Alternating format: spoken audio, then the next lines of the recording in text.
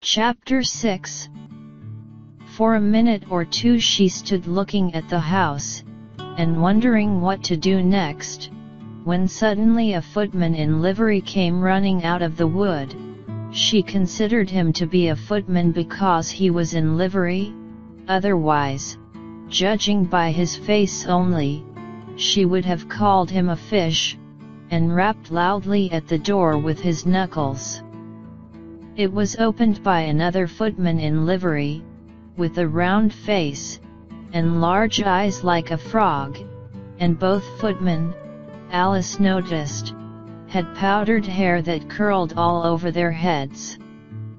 She felt very curious to know what it was all about, and crept a little way out of the wood to listen. The fish footman began by producing from under his arm a great letter, nearly as large as himself, and this he handed over to the other, saying, in a solemn tone, "For the Duchess." An invitation from the Queen to play croquet.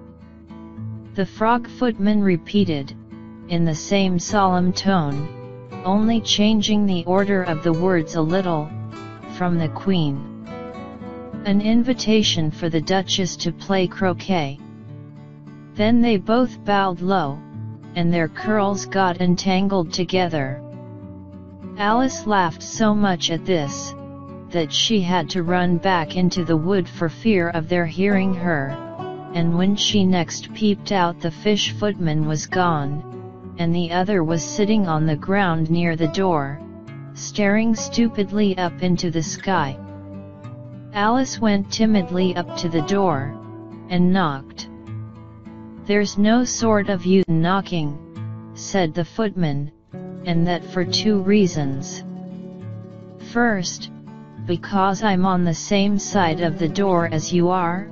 Secondly, because they're making such a noise inside, no one could possibly hear you."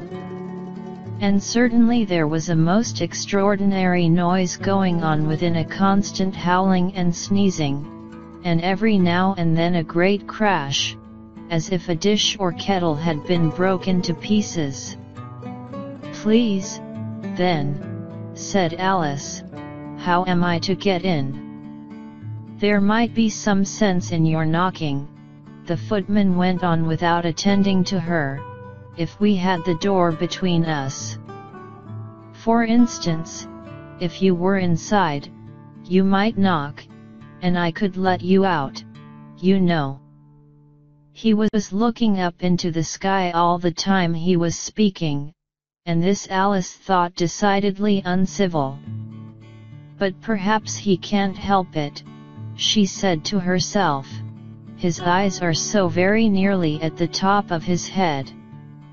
But at any rate he might answer questions." "How am I to get in?" she repeated, aloud. "I shall sit here," the footman remarked, "till tomorrow." At this moment the door of the house opened, and a large plate came skimming out, straight at the footman's head. It just grazed his nose, and broke to pieces against one of the trees behind him. "Or next day, maybe," the footman continued in the same tone, exactly as if nothing had happened. "How am I to get in?" asked Alice again, in a louder tone. "Are you to get in at all?" said the footman. "That's the first question, you know." It was, no doubt, only Alice did not like to be told so. "It's really dreadful," she muttered to herself. the way all the creatures argue. It's enough to drive one crazy." The footman seemed to think this a good opportunity for repeating his remark, with variations. "I shall sit here," he said, "on and off, for days and days." "But what am I to do?" said Alice. "Anything you like," said the footman, and began whistling. "Oh, there's no use in talking to him," said Alice desperately, "he's perfectly idiotic." And she opened the door and went in. The door led right into a large kitchen, which was full of smoke from one end to the other. The Duchess was sitting on a three-legged stool in the middle, nursing a baby. The cook was leaning over the fire, stirring a large cauldron which seemed to be full of soup. "There's certainly too much pepper in that soup," Alice said to herself, as well as she could for sneezing. There was certainly too much of it in the air. Even the Duchess sneezed occasionally, and as for the baby, it was sneezing and howling alternately without a moment's pause. The only things in the kitchen that did not sneeze were the cook, and a large cat which was sitting on the hearth and grinning from ear to ear. "Please would you tell me," said Alice, a little timidly, for she was not quite sure whether it was good manners for her to speak first, "why your cat grins like that?" "It's a Cheshire cat," said the Duchess, "and that's why." "Pig."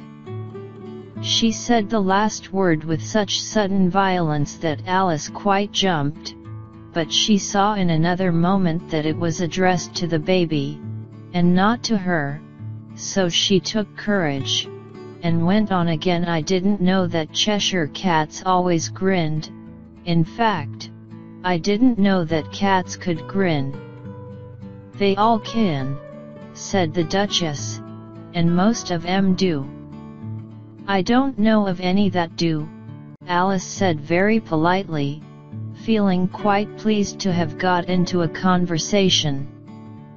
"You don't know much," said the Duchess, "and that's a fact." Alice did not at all like the tone of this remark, and thought it would be as well to introduce some other subject of conversation. While she was trying to fix on one, the cook took the cauldron of soup off the fire, and at once set to work throwing everything within her reach at the Duchess and the baby. The fire irons came first, then followed a shower of saucepans, plates, and dishes. The Duchess took no notice of them even when they hit her, and the baby was howling so much already, that it was quite impossible to say whether the blows hurt it or not. "Oh, please mind what you're doing," cried Alice, jumping up and down in an agony of terror. "Oh, there goes his precious nose," as an unusually large saucepan flew close by it, and very nearly carried it off. "If everybody minded their own business," the Duchess said in a hoarse growl, "the world would go round a deal faster than it does." "Which would not be an advantage," said Alice, who felt very glad to get an opportunity of showing off a little of her knowledge. "Just think of what work it would make with the day and night. You see, the Earth takes 24 hours to turn round on its axis." "Talking of axes," said the Duchess, "chop off her head." Alice glanced rather anxiously at the cook, to see if she meant to take the hint, but the cook was busily stirring the soup, and seemed not to be listening, so she went on again. 24 hours, I think, or is it 12? "Oh, don't bother me," said the Duchess, "I never could abide figures." And with that she began nursing her child again, singing a sort of lullaby to it as she did so, and giving it a violent shake at the end of every line. Speak roughly to your little boy, and beat him when he sneezes. He only does it to annoy, because he knows it teases. Chorus, in which the cook and the baby joined wow, wow, wow. While the Duchess sang the second verse of the song, she kept tossing the baby violently up and down, and the poor little thing howled so that Alice could hardly hear the words. I speak severely to my boy, I beat him when he sneezes, for he can thoroughly enjoy the pepper when he pleases. Chorus wow, wow, wow. Here. You may nurse it a bit, if you like, the Duchess said to Alice, flinging the baby at her as she spoke. I must go and get ready to play croquet with the Queen, and she hurried out of the room. The cook threw a frying pan after her as she went out, but it just missed her. Alice caught the baby with some difficulty, as it was a queer-shaped little creature, and held out its arms and legs in all directions, just like a starfish, thought Alice. The poor little thing was snorting like a steam engine when she caught it, and kept doubling itself up and straightening itself out again, so that altogether, for the first minute or two, it was as much as she could do to hold it. As soon as she had made out the proper way of nursing it, which was to twist it up into a sort of knot, and then keep tight hold of its right ear and left foot, so as to prevent its undoing itself, she carried it out into the open air. If I don't take this child away with me, thought Alice, they're sure to kill it in a day or two. Wouldn't it be murder to leave it behind? She said the last words out loud, and the little thing grunted in reply. It had left off sneezing by this time. Don't grunt, said Alice, that's not at all a proper way of expressing yourself. The baby grunted again, and Alice looked very anxiously into its face to see what was the matter with it. There could be no doubt that it had a very turn-up nose, much more like a snout than a real nose. Also its eyes were getting extremely small for a baby. Altogether Alice did not like the look of the thing at all. But perhaps it was only sobbing, she thought, and looked into its eyes again, to see if there were any tears. No, there were no tears. If you're going to turn into a pig, my dear, said Alice, seriously, I'll have nothing more to do with you. Mind now.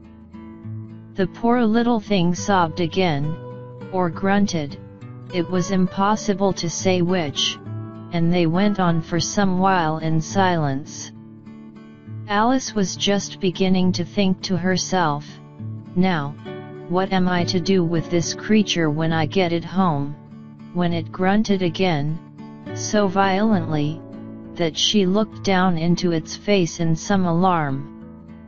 This time there could be no mistake about it, it was neither more nor less than a pig, and she felt that it would be quite absurd for her to carry it further. So she set the little creature down, and felt quite relieved to see it trot away quietly into the wood. If it had grown up, she said to herself, it would have made a dreadfully ugly child, but it makes rather a handsome pig, I think.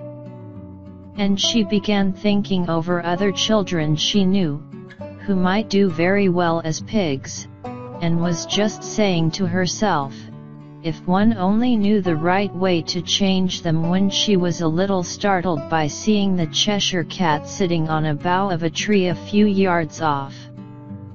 The cat only grinned when it saw Alice. It looked good-natured, she thought.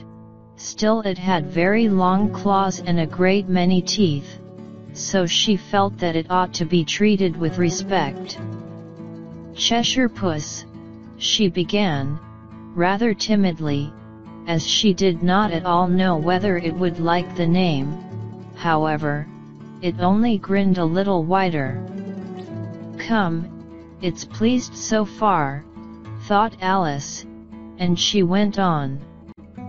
"Would you tell me, please, which way I ought to go from here?" "That depends a good deal on where you want to get to," said the cat. "I don't much care where," said Alice. "Then it doesn't matter which way you go," said the cat. "So long as I get somewhere," Alice added as an explanation. "Oh, you're sure to do that," said the cat, "if you only walk long enough." Alice felt that this could not be denied, so she tried another question. "What sort of people live about here?" "In that direction," the cat said, waving its right paw round, "lives a hatter, and in that direction," waving the other paw, "lives a March hare. Visit either you like, they're both mad." "But I don't want to go among mad people," Alice remarked. "Oh, you can't help that," said the cat, "we're all mad here." "I'm mad." "You're mad?" "How do you know I'm mad?" said Alice. "You must be," said the cat, "or you wouldn't have come here." Alice didn't think that proved it at all. However, she went on, "And how do you know that you're mad?" "To begin with," said the cat, "a dog's not mad." "You grant that?" "I suppose so," said Alice. "Well, then," the cat went on, "you see, a dog growls when it's angry, and wags its tail when it's pleased. Now I growl when I'm pleased, and wag my tail when I'm angry. Therefore I'm mad." "I call it purring, not growling," said Alice. "Call it what you like," said the cat. "Do you play croquet with the Queen today?" "I should like it very much," said Alice, "but I haven't been invited yet." "You'll see me there," said the cat, and vanished. Alice was not much surprised at this. She was getting so used to queer things happening. While she was looking at the place where it had been, it suddenly appeared again. "By the by, what became of the baby?" said the cat. "I'd nearly forgotten to ask." "It turned into a pig," Alice quietly said, just as if it had come back in a natural way. "I thought it would," said the cat, and vanished again. Alice waited a little, half expecting to see it again, but it did not appear, and after a minute or two she walked on in the direction in which the March hare was said to live. "I've seen hatters before," she said to herself. "The March hare will be much the most interesting, and perhaps as this is May it won't be raving mad, at least not so mad as it was in March." As she said this, she looked up, and there was the cat again, sitting on a branch of a tree. "Did you say pig, or fig?" said the cat. "I said pig," replied Alice, "and I wish you wouldn't keep appearing and vanishing so suddenly. You make one quite giddy." "All right," said the cat, and this time it vanished quite slowly, beginning with the end of the tail, and ending with the grin, which remained some time after the rest of it had gone. "Well, I've often seen a cat without a grin," thought Alice, "but a grin without a cat. It's the most curious thing I ever saw in my life." She had not gone much farther before she came in sight of the house of the March Hare. She thought it must be the right house, because the chimneys were shaped like ears and the roof was thatched with fur. It was so large a house, that she did not like to go nearer till she had nibbled some more of the left-hand bit of mushroom, and raised herself to about 2 feet high. Even then she walked up towards it rather timidly, saying to herself, "Suppose it should be raving mad after all. I almost wish I'd gone to see the Hatter instead."